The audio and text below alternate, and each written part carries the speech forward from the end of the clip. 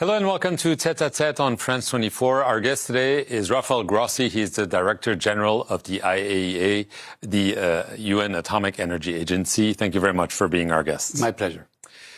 Obviously, the main topic today, Iran. Have nuclear installations been struck by the American-Israeli assault on Iran? Well, I think that there is a marked difference between what we saw last June with a 12-day war and what we are seeing now. I think what the campaign, as far as it has gone so far, has shown a difference in the sense that the targets, the objectives, seem this time around to have been different, wider, looking for other types of things which are evident for everybody, and much less axed on the nuclear sides. It is true that we have been able to see some hits, a couple on Natanz and one in Isfahan, on certain ancillary areas of the two compounds, but nothing of the sort of what we saw last year. Naturally, this is ongoing and things might change rapidly, but so far this is the situation. Because the Iranians are claiming that the sites are being targeted and that this could be dangerous because of the nature of those sites. Well, we are following very, very closely this, and so far I have declared to the Board of Governors of the IAEA just a few days ago that we haven't seen any spike or any increase in the radiation levels, neither in Iran nor in neighboring countries, which have also been subject to attacks. Have you been able to reestablish communication with the regulatory organizations in the nuclear industry in Iran? Well, I have to say that since the war last year, we have been able to return and perform some inspections, not at the level, I would say, that we should. Mainly the sites which had not been attacked, with the exception precisely of Fordo, Natanz and Isfahan. And so we have been there, we have been inspecting there, so a partial return, if you wish. Since the attacks of this second episode during the weekend of February 28 started, we haven't had contact with the nuclear authorities of the country. They claim that there is this blackout, information blackout, and lack of Wi-Fi access and communication lines being very fragile. So we haven't been able to establish contact with them. Nevertheless, we have many means to determine the situation. Israel has declared through its military that it has destroyed a secret site near Tehran, the capital, called Minzadeh, where Israel claims Iran transferred some of the nuclear infrastructure, scientists, an operational center, and that it was destroyed. Do you have any confirmation that what Israel is saying is true?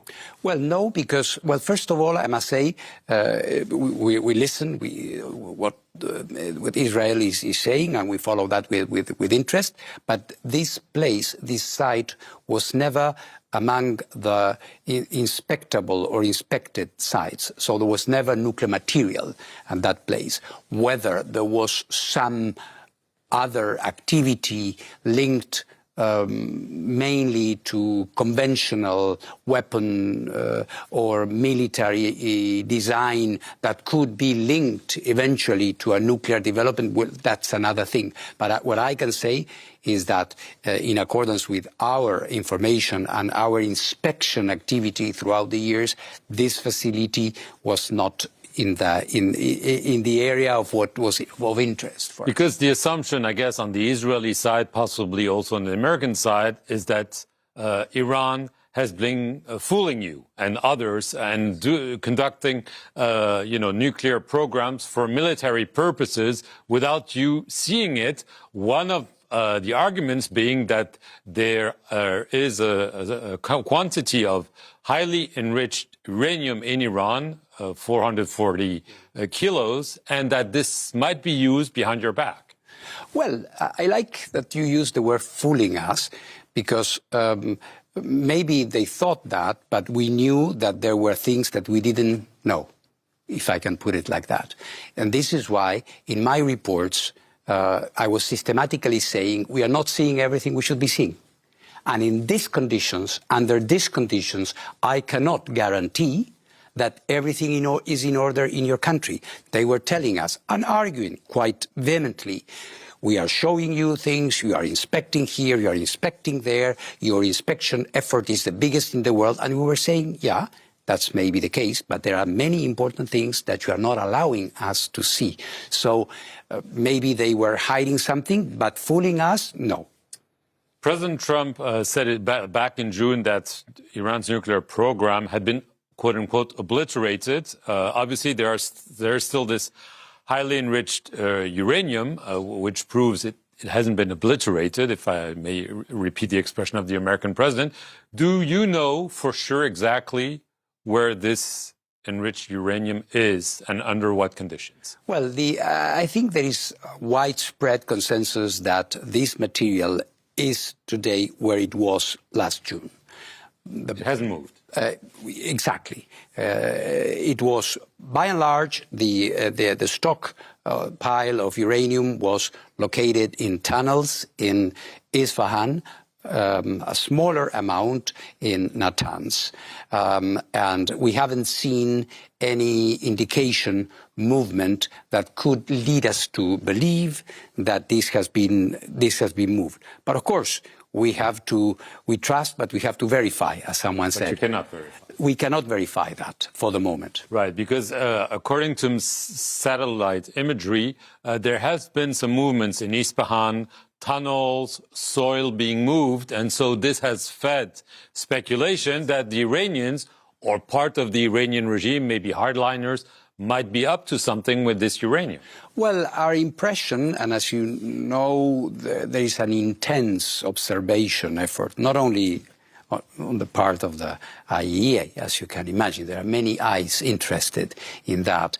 We have seen all this movement, which is mainly associated with activities aimed at protecting, as opposed to opening and moving things out, protecting the accesses to these tunnels, movement of earth, as you say, some, rocks and stones, and like in a sort of a makeshift way to try to prevent projectiles to ingress these tunnels. This is what has been seen.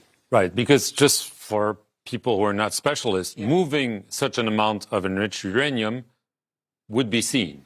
In principle, it would be seen. It should be seen, yes. Right. One argument or one scenario that's being bandied around in recent days was a possible commando operation by the U.S., by Israel, them together to try to retrieve the uranium and exfiltrate it out of Iran. This is option number one. The other option would be to bring nuclear experts with the commando and dilute the uranium on site. And one of the possible nuclear experts that are mentioned in the reports are those of your agency.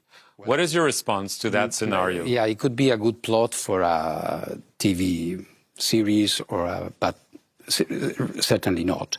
Our inspectors operate on the basis of agreements with countries that are inspected. So to imagine that the International Authority on Nuclear Safety and Security and Non-Proliferation would be partaking in a commando operation, I mean, it goes beyond the wildest imagination that one can have. So what we hope, and I think this should be the objective of the efforts at this point, is that we will be able to return soon to inspect all of these things, and hopefully, because I don't think that is impossible, as part of an agreement that will have to be reached, war or not war, at some point the armed conflict will end, and we will still be having in our hands either this material or installations and a lot of technical knowledge that exists in Iran and cannot be obliterated. It is there. So we will need to find some agreement, and for that, of course, the IAEA will have to be a part. Right, but if you're not part of this commando operation, is it feasible? Is it feasible to go in? I'm not talking about the fighting part, and to retrieve uranium and leave? Well, I suppose yes. But, I mean, it is feasible to get the material and take it. Hopefully not in this way. This is why I'm saying I think it is important that we go back to the negotiating table as soon as possible to find this agreement that has been eluding us. But speaking of the negotiating table, you were sitting at that negotiating table. I was. As a technical advisor or supervisor between the US and Iran in Geneva. The Omani foreign minister said a few hours before the war started that an agreement was within reach, that Iran was ready to make major concessions on enrichment of uranium, and that Israel and the US did not listen. You were there. Who is right? The Omani foreign minister or the Americans who said the Iranians were just lying? Well, you know, any negotiation, in particular, a negotiation that does not come to a happy end, will always have different interpretations of why, as in our private lives, there was no agreement. Who is to blame?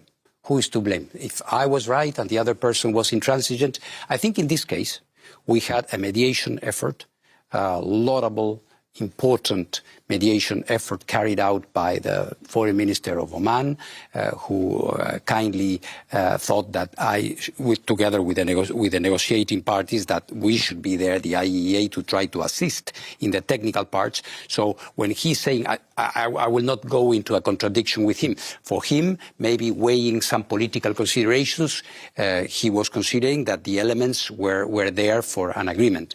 From a technical point of view, what I can tell you is that the differences were quite stark and very clear. So clearly when the Americans are saying Iran was not accepting their conditions, you agree, they were right, there were still large gaps between both sides. There were. I think we have to be objective. Of course, there was a conversation, and the objective of the conversation was to try to converge. But at that point, when we left Geneva on the evening of that Thursday, these differences were there. And you knew a war was coming? No, I didn't. No? No, I didn't. And you're still hoping that there can be a peaceful solution? It will have to be. And it's not some, illusion or starry-eyed idea that I would be expressing. It is clear that this military operation will run its course at some point. And at the end of it, we will still have uranium at 60%. We will still have vast technical knowledge and capabilities in Iran. So in any case, in any scenario, we will have to go back to a negotiating table. We will have to. Rafael Grossi, thank you very much for being our guests, and thank you for watching this edition of Tête à Tête here on France 24.